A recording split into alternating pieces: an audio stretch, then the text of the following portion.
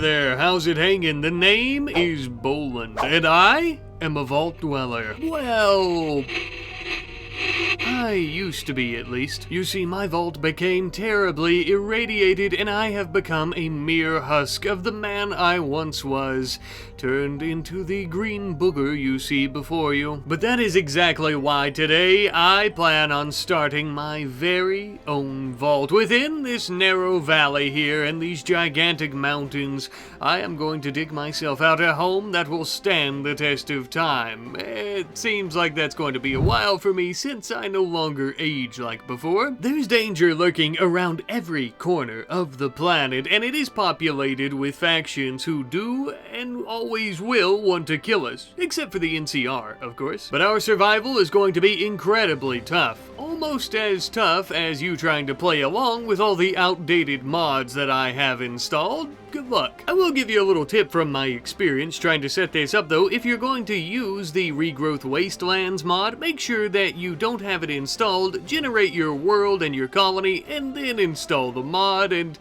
you'll have to use the world edit mod to manually make it like I did. Yeah, it sucks, but here we are. And without further ado, let us begin. First things first, we are going to need ourselves a proper shelter, so we immediately began cutting down some trees, as wood is still the most abundant resource even in a post-apocalyptic world. The only difference is the trees look a little bit funny now, but the wood that you get from them is still very useful for creating little structures such as wooden canopies. Not exactly the most secure type of home, and also it leaks when it rains, like right now, but it is indeed a shelter, which is better than nothing, for you see, the wasteland is full of terror. And around these parts, my friends, you can either be a predator, such as this Deathclaw, or you can be prey, like this poor, pathetic, half-eaten, mutated deer. Anyways, I guess the point I'm trying to make is just think of our little canopy as some humble beginnings. Speaking of something to keep the predators away, every good wasteland camp needs a campfire. They're also great for cooking proper meals as well. Thankfully, even in this irradiated hell, some things are still edible. Now, technically, thanks to my mutated stomach and digestive tract, I could just eat this fungi raw, but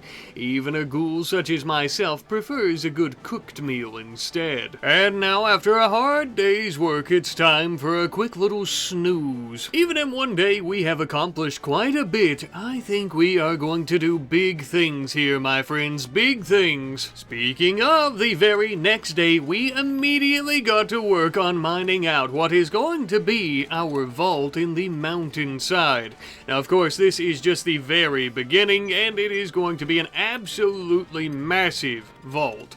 But it is a start. After many a day of mining, though, I was absolutely starving. No, quite literally, I was actually starving. And radioactive mushrooms just aren't cutting it anymore. I need meat, mamacita.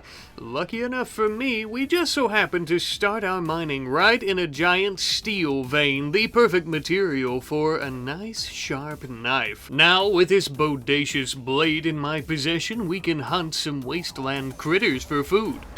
Staying relatively small, though, as I don't think we could kill a Deathclaw with a knife, so we're just going to eat some rats for the time being. Delicious. And now that I've gotten my belly full and we have a nice way to hunt some small game in the area, we would get back to mining out what is to be our glorious vault someday. Now, in case you're wondering how I'm so damn good at mining, thus far I have neglected to mention that I was actually in the war, the pre-war, that is, and after I got out of the service, I was actually a contract miner for a nearby quarry around my hometown, yada yada. That was literally lifetimes ago. I've actually lived for hundreds of years. Anyhow though, once we got the bare bones mined out here for our little vault, we actually started bringing all of our camping equipment inside to keep us out of harm's way. For the main section that we're camping in here, we are actually going to be using using this as kind of like our screening area for when people enter the vault. And next to it here, where we're currently keeping all of our shelves for storage, this is going to be the proper entrance with the vault doors. But hold your horses, as we have a group of pirates who have come to try to raid us, pillage us, and take everything we own. It appears to be one of their scouts wielding an ancient Chinese pre-war pistol. I think we can take him. I had hoped to hide in some of the nearby hills and wait for the gentleman to come up on me so I could jump out and stab him in the back, but unfortunately it looks like he saw me. Nevertheless, I suppose I'll just have to settle for stabbing him in the chest instead. He bonked me on the head a few times with that pistole of his, but eventually I killed him. Sorry about that, old boy, but I am afraid that better men than you have tried and failed. The reality of the situation is, the game was rigged from the start. Though I must thank you for the pistol, as it would be absolutely perfect for me for hunting down my dinner in the evening. Much safer than having to get up close and personal with a knife. Now then, the next order of business is going to be building a proper research table, as we have a lot of research to conduct. First and foremost is going to be some basic vault tech. As you can imagine, we want to make a vault here in the mountain. We need to learn how to create, well, anything about a vault. Luckily, on my way to the area, I had found plenty of different blueprints from my old vault. It's a whole thing. I'm not gonna get too far into it, but it shouldn't take us very long at all before we can research this technology. The largest issue that I'm facing at the moment is simply the fact that we lack manpower. It's just me, myself, at the moment, and I'm having to take time away from researching to go about hunting and scavenging for food. And more often than not, the decision comes down to, do I want to try to sneak up and steal the dead large insect that Deathclaw just killed to eat? Or do I want to hunt for mushrooms in the rain? Well, lucky enough for me, out in the pouring rain, I would stumble upon an ancient reactor that, most importantly, is still currently active. The insectoids of the area seem to flock towards it, laying their eggs, and also jelly. Jelly that is edible. It's not exactly the best tasting material in the world, or so I hear. My taste buds irradiated and deteriorated long ago, so it's literally the perfect food for me. And with this very minimal effort food acquired, I could put all of my focus into research, meaning that I could finish it rather quickly inside my little cave here, and now we can build some proper vault technology. First things first, we're starting with the basics, like some vault walls. Not only that, but also some proper interior doors, and possibly most importantly, on the outside, a proper large actual vault door, you know, the big rolling one that locks into place in case we need to seal ourselves inside away from the world. Hopefully it never comes to that though. Unfortunately, walls and doors were about all we could do for the time being, as the flooring would be under a different research, but that's alright. A little bit of time later though, and we ended up having a trade caravan from the New California Republic, a prisoner exchange caravan. Not a slaver, I should note,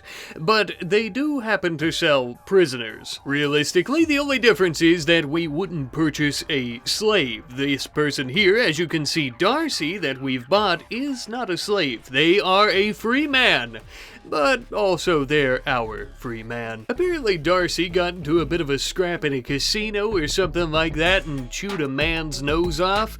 I'm not really worried about it, as I'm not a man anymore, nor do I have a nose. And though Darcy was a prisoner, he could really make up for us purchasing him his freedom by helping us out with our vault. I'm sure that he's quite happy to have a new home anyhow, outside of some type of NCR jail cell. And he also seems to be quite skilled in terms of construction, so we were more than happy to have him here in our humble abode. He was also the only one of us, too, to suggest that we give ourselves a name, and also our place here a name, our vault. I decided to call our faction the Free Mountain Dwellers, as we belong to no other government and/or faction, and we would also call this place Sanctuary Mountain. I thought it was fitting. kinda. Now that we have a proper name for ourselves and our home, and more importantly, we have our vault walls in place that can carry electricity, it was time for us to go about building a power generation method, and we decided to choose wood-fired power generation as it is one of the most simple and also one of the only ones we currently know. And after that, we tackled a pretty mega mountain mining project here as we started expanding the vault a little bit to the west. Now, at the moment, as you can see, it is taking us an incredibly long amount of time to go about mining out the rest of the vault.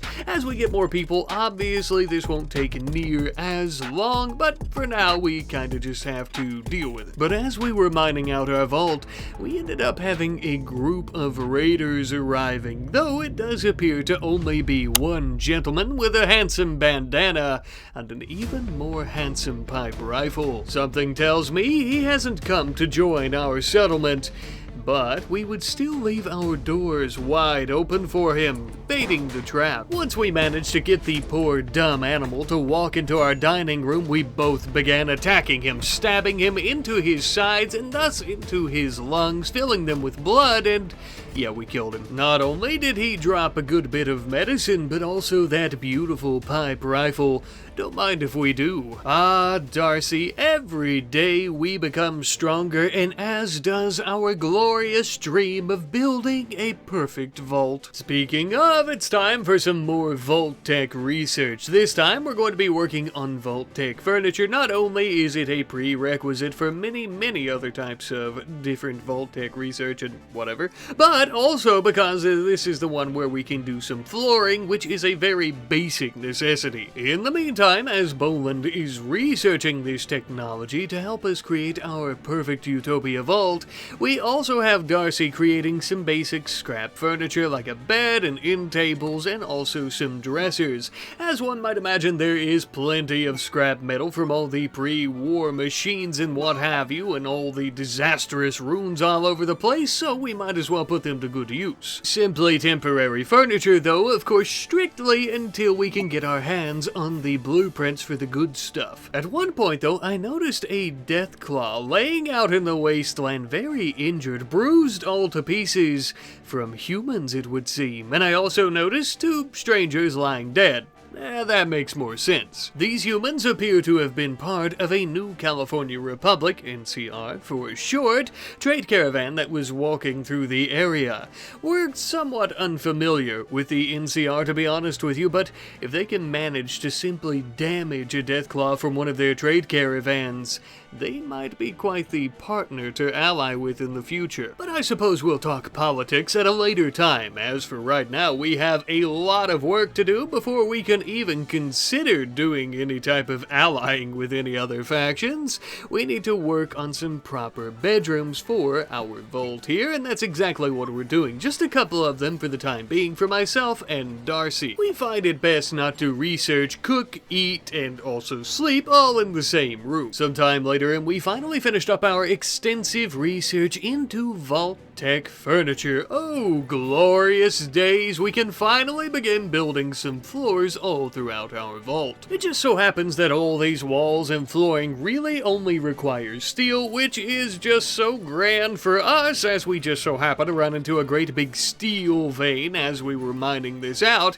Here's to many more to come. With our floors basically complete by this point, I also want to show you kind of what we're working with here. We have a dining room area and also kitchen for the time being, and also a research room, although we're going to try to move that ASAP, and we still have our little storage room here in the vault's entrance. And of course we also have our 2 bedrooms fully furnished, or at least as furnished as we can get them for now, but it is a good start. Such a nice new home, but no real way to defend it thus far. One raider almost got the better of us earlier, kind of, sorta, so we are going to be building some proper defenses, or at least our version of that for the time being, which is a scrap turret with some sandbags and also a spike trap or 2. to. Not exactly the greatest type of defenses, but you know what, hopefully it draws some fire away from us, and that might just give us an edge. A little bit later on, and we had received word of a poor woman being held hostage by raiders in the nearby area. Apparently, if we're willing to rescue her, she might just be willing to join us. Though she is quite old, we would end up accepting. Quite frankly, there's nothing near as noble as saving an old lady from a nearby prison camp and taking her to our sanctuary in the mountains. That is what good people would do. A good overseer would do. So naturally, the two of us wasted absolutely no time heading over that way, and eventually we would end up arriving. Thankfully, upon our arrival, it would appear that the camp is somewhat small and only appears to be guarded by 2 raiders, though no doubt there are many more waiting somewhere around the area. Even so, the 2 that are here seem to be quite dangerous. We'll need to be cautious about this rescue mission. Luckily, as we approached the camp, we found some pre-war rooms. This way we could take cover in these demolished structures. That way we don't get our heads taken off right away. Raiders tend to use pipe weaponry that is extremely inaccurate, but extremely deadly as well. Basically meaning that there's a very low chance of this shotgun hitting us, but if it does,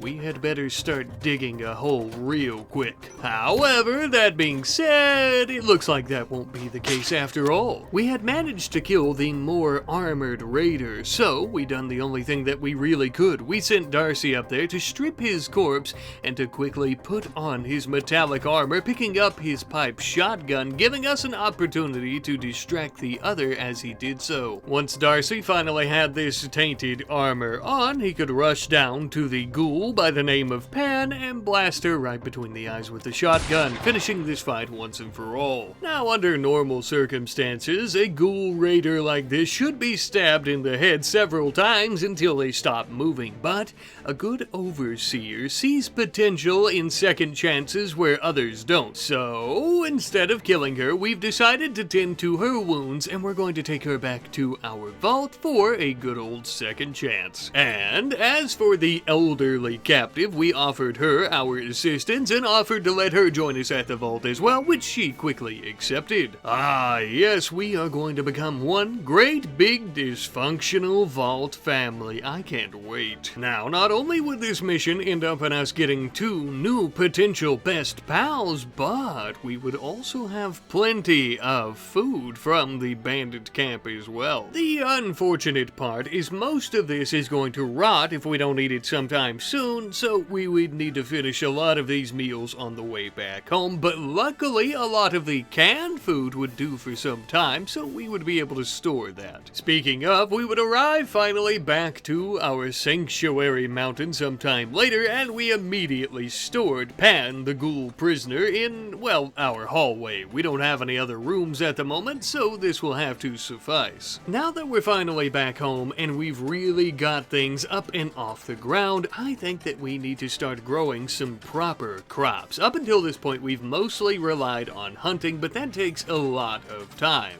Instead, we are going to be sowing a pretty decent-sized field of beets. A radioactive field of beets nonetheless, but it just makes them taste all the better. Paired with a nice side of mutated squirrel. As our field of beets were growing out in the nice wasteland sunshine, we started expanding our vault a little bit more with a couple new rooms, of course, for our new elderly companion, as well as our up-and-coming ghoul companion, who will be joining us hopefully pretty soon. Now, having our new friend the ghoul by the name of Pan in one of these rooms as a prison instead of the hallway would actually make her join us a lot faster, as she was much more pleased with her new accommodations, as you can imagine. But with a proper vault, we do need some proper outfits, so of course we made a tailoring bench and we started using up a bunch of the different textiles that we currently have access to, like alpaca wool from a tent, as well as some waste leather to make ourselves some vault suits. Finally, we are all beginning to really look the part. Now that we've got the core and priority rooms of a vault built, i.e. a kitchen, a nice little entranceway, as well as bedrooms, I think it's time we start focusing on some other different types of rooms,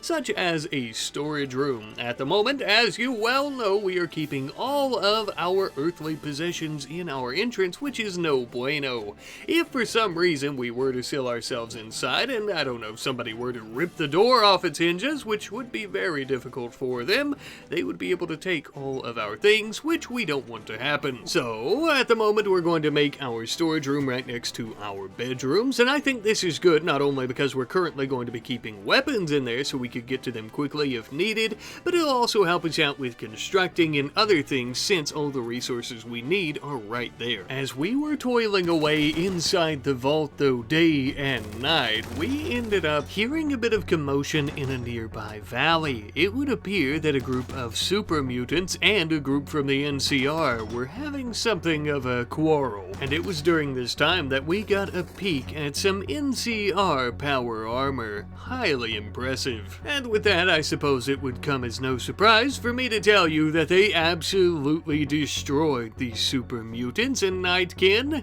and now we can take these sweet weapons. I mean, they were simple pipe weapons, but still, the more the merrier in terms of guns. If nothing else, we should be able to trade them to any traveling caravans in the near future. By this point, we had also got our very first harvest of our radioactive beets, and this should keep us sustained and our bellies full for quite some time. However, an issue we currently face is we have plenty of food all of a sudden, and yet we have nowhere to put all of this food. Up until this point, we've been storing it on the ground in our kitchen, which isn't exactly sanitary, even for the world that we currently live in, so we started digging out a good-sized food storage area by our entrance. Now, of course, we do need to put a cooler in here, but we would end up building something of a steel chimney around the cooler to try to protect it from people breaching. As we were working on this, we finally ended up recruiting Pan into our ranks, yet another ghoul. It was nice to be around similar company once again, and to celebrate the occasion, we ended up throwing a sweet party for her. Well, to be honest with you, to me it looked a little bit lackluster as they decided to have it in Darcy's bedroom, but who am I to judge? But unknown to us as we were partying our asses off, a Deathclaw was just now beginning to hunt Lywin out in the woods. She was old and frail, and the creature was extremely fast, on all fours chasing her through the rain.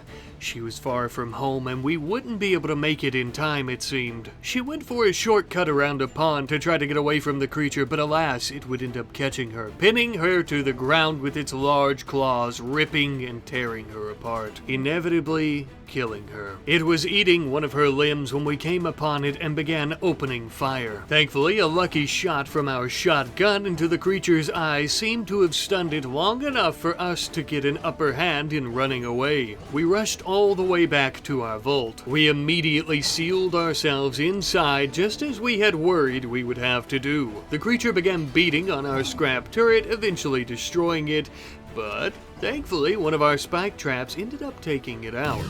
Whew, that was a very close call, at least for those of us who didn't end up dying, that is. Which, if I could be honest with you, I think we completely owe to our Vault-Tec geared door. As Deathclaws are extremely powerful, this was the only thing standing between it and us, and also us being ripped apart into teeny tiny shreds and being eaten as well, I think. And with that, we had kinda sorta slain our very first Deathclaw. This is an achievement that most Wastelanders never actually achieve, and they end up going their entire lives, assuming they're not eaten by a Deathclaw, without doing so. Pretty impressive, although it did end up coming at a great cost to us. Where we were 4, we are now 3. Unfortunately, our elderly friend did not survive being ripped in half by the great beast and would need to be buried. Of all the Vault-Tec culture I was aware of, the one thing that I was unfamiliar with was what to do with our dead. Whereas most vaults end up turning them into nutrient paste, we had a much more respectful solution. And as for this great big bastard, we would end up skinning him, gutting him, and turning him into some nice Deathclaw parfait. As for his leather, I would end up turning this into a nice lizard skin hat for moi. Not only will this hat be a reminder of our friend who had perished, but also that anything can be achievable with enough teamwork and a great big steel vault door in the way, sealing out your enemies so that you can kill them. Yeah, we would end up making a few final additions to our vault for this episode, with that being a proper place to grow crops on the inside. Now, we don't currently have any type of hydroponic basin, so we're going to have to use some normal planters. These are going to be much slower, but if for some reason, say just as we experienced a few days ago with a giant Deathclaw at our door, they don't end up dying and we have to stay sealed away in our little sanctuary mountain, we are going to need a way to properly feed ourselves. As we were ensuring our own survivability, Boland and Pan ended up getting engaged. Now, this was completely out of nowhere because I didn't even realize that the two of them were dating. Now, don't get me wrong, I'm all for it. I don't mind these two wrinkly ghouls bumping up on each other or anything, but it was just a bit of a surprise. A pleasant surprise, nonetheless. I suppose now she will end up being the overseer, something? His wife. Anyhow, though, sometime later, we have finally finished up our growing room in case of emergency so that we could finally be self-sustaining and self-sufficient. For now, we're going to be turning off the lights in there as they suck up a lot of power, and that is going to be a big issue if we do get sealed away, but one for the future. Speaking of the future, it is looking nice and sunny and bright and warm as we are really putting together our dreams and thriving here in this area. Building and carving out a nice, safe, and secure area that will stand the test of time here in the wasteland.